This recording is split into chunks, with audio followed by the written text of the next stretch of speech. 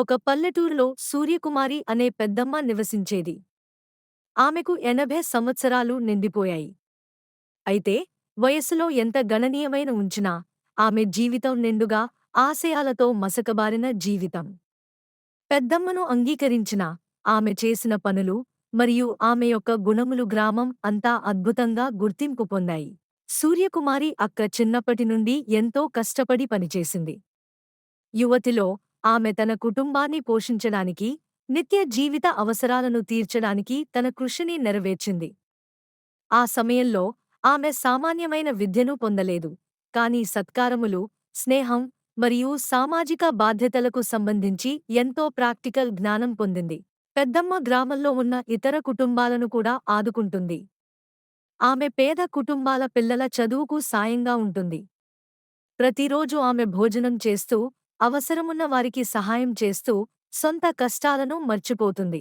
సూర్యకుమారి అక్కకు తన జీవితంలో మలుపు వచ్చిన రోజులు కూడా ఎన్నో ఉన్నాయి. ఒకసారి గ్రామంలో పెద్ద గిరిజన వరద వచ్చింది. చాలా కుటుంబాలు తమ ఇళ్ళు, ఆస్తులు కోల్పోయాయి. ఆపద సమయంలో సూర్యకుమారి అక్క తన వ్యక్తిగత సామర్థ్యాన్ని త్యాగముతో చూపించి కుటుంబాలపై సాయం అందించింది.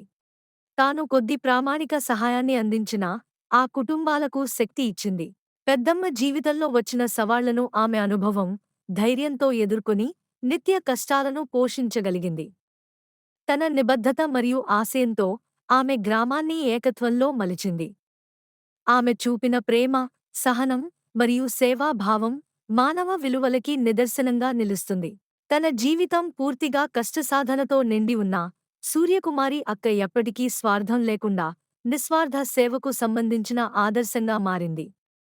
ఆమె నిబద్ధత, పట్ల పరిరక్షణ మరియు ఆదర్శ జీవితం ప్రజలకు ప్రేరణ ఇచ్చింది.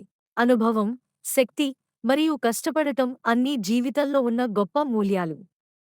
మనకున్న నిబద్ధత మరియు సేవాభావం మనకే కాకుండా ఇతరులకు కూడా గొప్ప ప్రభావాన్ని చూపుతుంది. ఈ కథ సూర్యకుమారి అక్క యొక్క జీవితం ఇతరులకు ఎలా మంచి మార్గదర్శనంగా నిలుస్తుందో, సామాజిక బాధ్యత ఎలా ఉంటుందో వివరించింది.